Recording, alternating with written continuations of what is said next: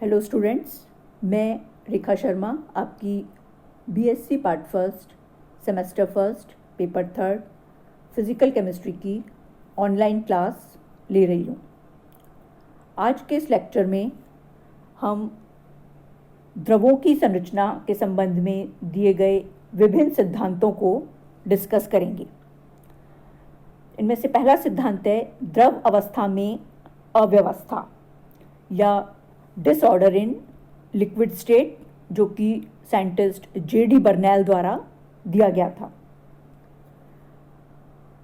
X किरण विवर्तन या x ray diffraction के आधार पर जेडी बर्नैल ने बताया कि एक आइडियल सॉलिड क्रिस्टल के अंदर उसके अवयवी कण जो हैं उनके बीच स्ट्रॉन्ग इंटरमॉलिक्यूलर अट्रैक्शनल फोर्स पाए जाते हैं और इस कारण इन सॉलिड्स की एक निश्चित ज्यामितीय संरचना होती है।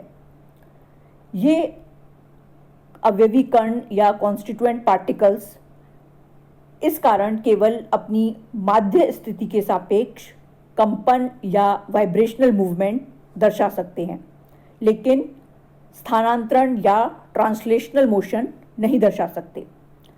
अतः क्रिस्टलीय ठोसों के अंदर लघु और दीर्घ परासक्रम या शॉर्ट और लॉन्ग रेंज ऑर्डर पाए जाते हैं। इसके विपरीत द्रवों में जो कॉन्स्टिट्यूएंट पार्टिकल्स होते हैं उनके बीच थोड़ी बहुत व्यवस्था या ऑर्डर होता है, किंतु यह ऑर्डर पूरे द्रव के अंदर नहीं पाया जाता। अतः द्रवों के अंदर लघु परास व्यवस्था या शॉर्ट रेंज ऑर्डर अथवा दीर्घ परास अव्यवस्था या लॉन्ग रेंज डिसऑर्डर उपस्थित होता है। चित्र में ठोस, द्रव और गैस इनके 2 डायमेंशनल बर्नैल मॉडल्स दिखाए गए हैं। इस चित्र ए में ठोस अवस्था में कण ए के चारों ओर अधिकतम संभावित 6 पार्टिकल्स प्रेजेंट हैं और ये एक क्रिस्टलीय संरचना है।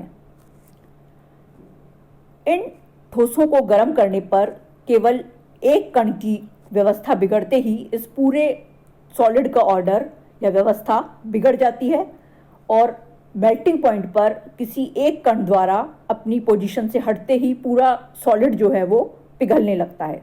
इस कारण क्रिस्टलीय ठोसों के गलनांक तीक्ष्ण या शार्प होते हैं।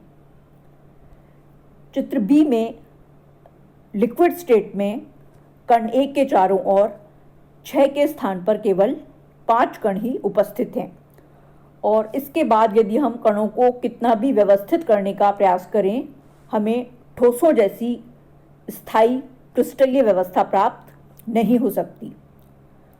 और यह देखा गया है कि एक असामान्य उपसंयोजन संख्या या एबनॉर्मल कोऑर्डिनेशन ही लगभग 100 परमाणुओं के अंदर लॉन्ग रेंज डिसऑर्डर पैदा करने के लिए पर्याप्त है। चित्र सी में जैसा कि हम देख सकते हैं कि गैसों के अंदर किसी भी प्रकार की व्यवस्था नहीं पाई जाती और जो अवयवी कण हैं वो बिल्कुल दूर दूर रहते हैं। द्रवों की संरचना में अगला सिद्धांत है द्रवों का आयरिंग सिद्धांत।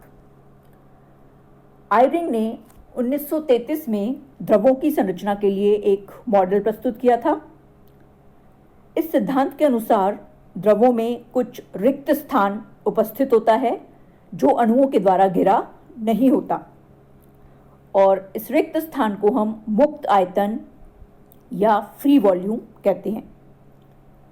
सामान्य ताप और दाब पर द्रव के कुल आयतन का लगभग 3% भाग मुक्त आयतन के रूप में उपस्थित होता है।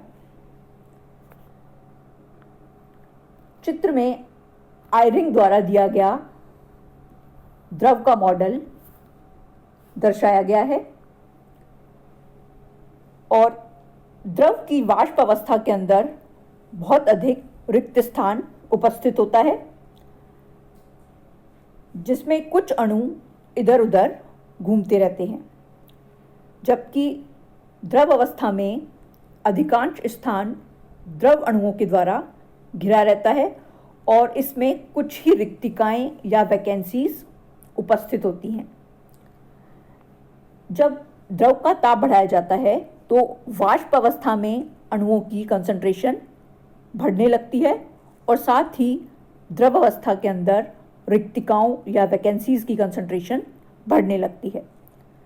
अतः वाष्प का घनत्व या डेंसिटी बढ़ती जाती है और लिक्विड की डेंसिटी कम होती जाती है। और एक स्थिति ऐसी आती है जब लिक्विड और वेपर्स की डेंसिटीज समान हो जाती हैं। इस ताप को हम क्रिटिकल टेम्परेचर या क्रांतिक ताप कहते हैं। साम्य अवस्था या इक्विलिब्रियम स्टेट के अंदर द्रव और वाष्प का औसत घनत्व यानी पी एवरेज लगभग स्थिर होना चाहिए, किंतु वास्तव में टेम्परेचर बढ़ाने से इसके अंदर एक रेखीय संबंध के अनुसार कमी आती है, जिसे हम इस इक्वेशन के द्वारा शो कर सकते हैं।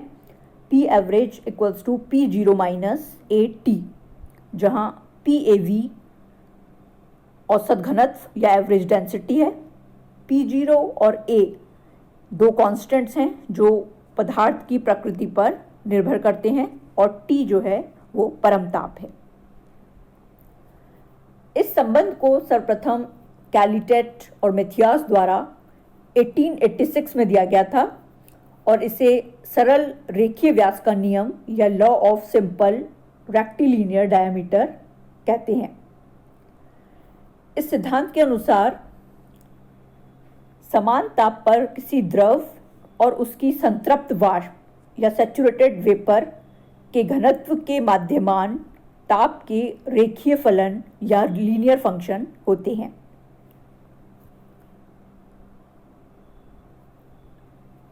किसी लिक्विड के अंदर मुक्त आयतन किस प्रकार विभाजित होता है, इस संबंध में आयरिंग ने बताया कि रिक्तिकाओं या वैकेंसीज का आकार आणविक आकार के बराबर होता है, यानी इनका आकार एक मॉलिक्यूल के समान होता है।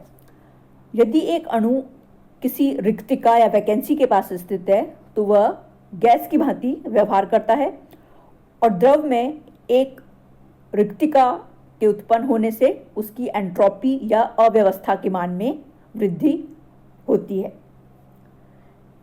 और इसके विपरीत यदि कोई मॉलिक्यूल किसी दूसरे मॉलिक्यूल के पास स्थित है तो वह एक सॉलिड के समान व्यवहार करता है।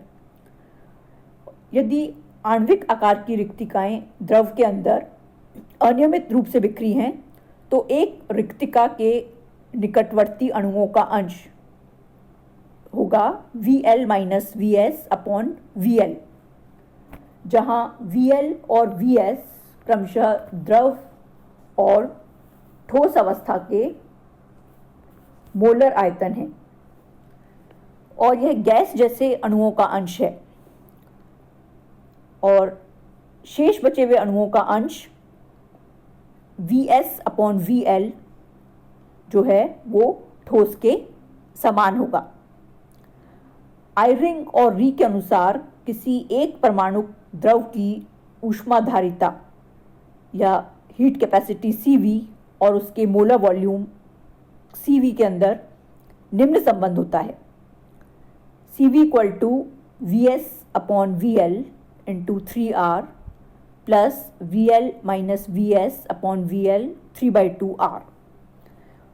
इस सूत्र के द्वारा परिकलित सैद्धांतिक और प्रायोगिक दोनों मानों में समानता पाई जाती है, अतः यह सिद्धांत आयरिंग के सिद्धांत की पुष्टि करता है। Thank you.